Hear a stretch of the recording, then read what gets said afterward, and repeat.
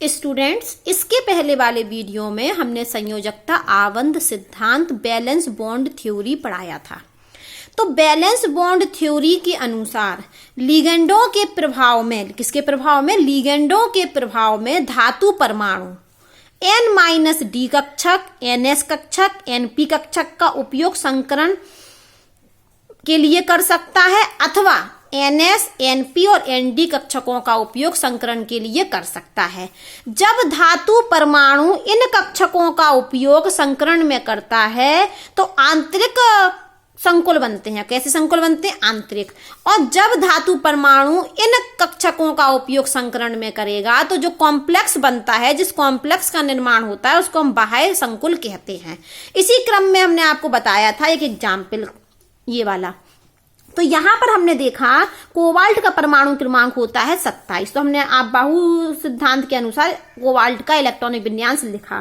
फिर हमने देखा कि NH3 पर तो 0 आवेश होता है, तो यहाँ पर कितना आवेश है? +3। तो कोबाल्ट की ऑक्सीकरण अवस्था कितनी हुई? +3। तो +3 का मतलब है 3 इलेक्ट्रॉन निकाल देंगे। 2 इलेक्ट्रॉन 4s से गए और 1 इलेक्ट्रॉन ये 3d7 था तो 3d6 हो गए। तो हमने कहा ये ग्राउंड स्टेट की बात है। ये कोबाल्ट कहाँ है? ग्राउंड स्टेट में। और ये कहाँ हो गया? एक्साइटेड स्टेट में। तो ये ग्राउंड स्टेट का हमने बना दिया 3d7, 4s2 और 4p0। 3d7, देखो 3d7, 1 2 3 4 5 6 7, 3d7। फिर 4s, तो 4s में कितने इलेक्ट्रॉन? 2।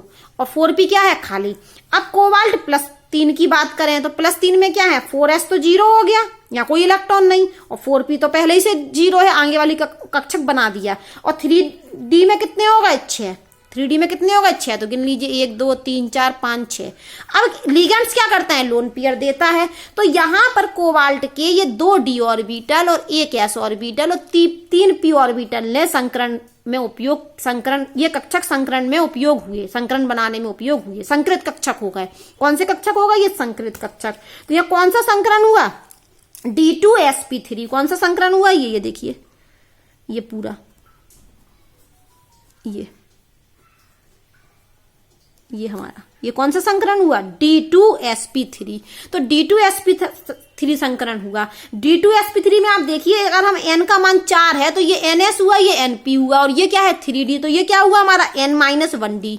ये क्या हुआ? N-1D। तो N-1D हमने पहले ही कहा था कि या तो लिगेंड के प्रभाव में धातु परमाणु N-1D, NS और NP कक्षक का उपयोग संकरण के लिए कर सकता है, या NS और NP और ND के लिए कर सकता है। जब इन कक्षकों का उपयोग संकरण में करता है तो आंतरिक कॉम्प्लेक्स बनता है, और जब इन कक्षकों का उपयोग संकरण में करता है तो बाह्य कॉम्प्लेक्स बनता है। तो यहाँ पर आप देख रहे हैं 4s यूज हुआ और 4p यूज हुआ और 3d हुआ। 4-1 मतलब 3, 4-1 3। तो कौन सा वाला हुआ? N-1D। तो यहां पर ये 6 कक्षक, कौन से कक्षक बन गए? संकृत कक्षक। 6, 1 2 3 4 5 6। और 6 क्या थी हमारे पास? Ligands NH3। तो ड्यू टू NH3, तो NH3 क्या करेगा? लोन पेयर देगा।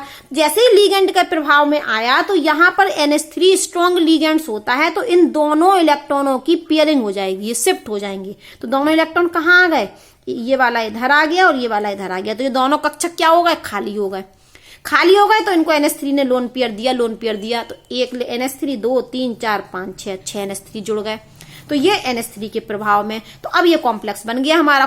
कोऑर्डिनेशन कॉम्प्लेक्स बनता ही कैसे है? मेटल होती है, कोई धातु होता है, और लिगेंड्स क्या करता है? लोन पेयर देता है। तो यहाँ पर NH3 क्या है? लिगेंड्स है, इसने कोबाल्ट को अपने लोन पेयर दे दिए। देखो ये दिख रहे हैं 6 लिगेंड्स जुड़ गए। 1 3 4, ये 5 और ये 6 लिगेंड। 1 2 3 4 5 6, 6 L लिख दिए हमने। 1 2 3 4 5 6। तो 6 के 6 लिगेंड्स ने लोन पेयर दिए कोबाल्ट को। तो M क्या है? कोबाल्ट। तो यहाँ पर जो कॉम्प्लेक्स का निर्माण हुआ इस कॉम्प्लेक्स का, तो इसमें कौन सा कक्षक यूज हुआ? D, आंतरिक वाला 3D, क्योंकि बाहरी कक्षा कौन सी है? 4, चौथी बाहरी है। और कौन सा d ऑर्बिटल यूज हुआ? अंदर वाली कक्षा का। तो साफ साफ लिखा है कि संकुल के निर्माण में जो संकरण में आंतरिक d कक्षक यूज हुआ, इसलिए इस कॉम्प्लेक्स को हम आंतरिक कक्षक संकुल कहते हैं। कैसा संकुल कहते हैं? आंतरिक कक्षक संकुल। और या इसका नाम होता है निम्न प्रचक्रण संकुल। और एक और नाम है प्रचक्रण युग्मित संकुल। युग्मित मतलब सारे पीयर्ड में। तो यहाँ देखिए सारे इलेक्ट्रॉन कैसे हैं? पीयर्ड हैं, इसलिए हम इसको प्रचक्रण युग्मित संकुल भी कहते हैं। एक बात और कि यहाँ पर सारे के सारे इलेक्ट्रॉन कैसे हैं? युग्मित। अयुग्मित इलेक्ट्रॉन नहीं है। अयुग्मित मतलब अनपेयर्ड इलेक्ट्रॉन नहीं है। तो यहाँ इस कॉम्प्लेक्स में एक भी अयुग्मित इलेक्ट्रॉन नहीं है, नो अनपेयर्ड इलेक्ट्रॉन, इसलिए ये कॉम्प्लेक्स कैसा हुआ, प्रतिचुंबकीय। आज ये एग्जाम्पल हम आपको पहले भी समझा चुके थे। आज हम एक नया एग्जाम्पल पढ़ते हैं, एक और कॉम्प्लेक्स है, ये है वो कॉम्प्लेक्स। तो फिर से कोबाल्ट हमारी क्या है, धातु परमाणु, और फ्लोराइड क्या है, लिगेंड्स है। तो यहाँ पर कोबाल्ट को क्या करेगा, फ्लोरीन लोन पेयर देगा, लिगेंड की तरह काम करेगा। तो यहाँ पर कोबाल्ट हमारा मेटल है 27, वही परमाणु क्रमांक कितना, 27। तो हम इसका इलेक्ट्रॉनिक विन्यास बना दें फिर से वापस। इसके पहले तो हम इसकी कोऑर्डिनेशन वो निकाल लेते हैं, ऑक्सीकरण संख्या कोबाल्ट की। तो कोबाल्ट की कितनी माने हम, x, और इस पर कितने चार्ज होते हैं, -1। तो कितने हैं, 6। तो 6 गुणे -1, और बराबर में क्या कर लिखते हैं, आवेश, कितना आवेश है, 3, तो -3। तो ये x और 6 माइनस का -3, तो ये क्या हो गया, ये -3 और +6 वहां जाएगा ना राइट हैंड साइड में, तो -3 और +3। तो x का मान कितना आया, +3। तो x का मान +3, और x क्या थी, कोबाल्ट की ऑक्सीकरण अवस्था। तो कोबाल्ट की OS कितनी निकल आई, +3। तो सबसे पहले तो हमने क्या किया, यहाँ पर कोबाल्ट का परमाणु क्रमांक था 27। तो हमने इसका इलेक्ट्रॉनिक विन्यास बनाया, 1s2 2s2 2p6 3s2 3p6 और 4s2 और 3d7, ये कोबाल्ट का हो गया। अब हमें क्या, कोबाल्ट की कितनी ऑक्सीकरण अवस्था है इस कॉम्प्लेक्स में, +3। तो हमने +3 का बना दिया। +3 का मतलब 3 इलेक्ट्रॉन बाहर निकाल दिए, 2 इलेक्ट्रॉन ये गए और एक इसमें से चला गया। तो क्या हो गया, 4s0 और 3d6। तो यहाँ पर अब हमने ये वाले कक्षक भाग लेंगे, बाहरी कक्षक की तो संकरण में भाग लेंगे ये वाले। तो हमने इनका चित्र बना दिया, ये 3d बना दिया, ये 4s बना दिया, ये 4p बना दिया और 4d बना दिया। तो 3d में कितने इलेक्ट्रॉन है, 6। तो 6 भर देते हैं हम, 1 2 3 4 5 और 6। 4s में कोई इलेक्ट्रॉन नहीं, 0। 4p में कोई इलेक्ट्रॉन नहीं, 4d में कोई इलेक्ट्रॉन नहीं। तो ये क्या है, कोबाल्ट +3 के कक्षक है। अगर कोबाल्ट के बना के तो ये बनते, तो 4s में 2 इलेक्ट्रॉन होते, लेकिन ये किसके कक्षक हैं, 4s, ये कोबाल्ट +3 के। अब क्या होगा, यहां पर हमने कहा था लिगेंड के प्रभाव में या तो n-d भी कक्षक संकरण में भाग ले सकता है या ns वाला भी। लेकिन हमारा जो फ्लोराइड होता है वो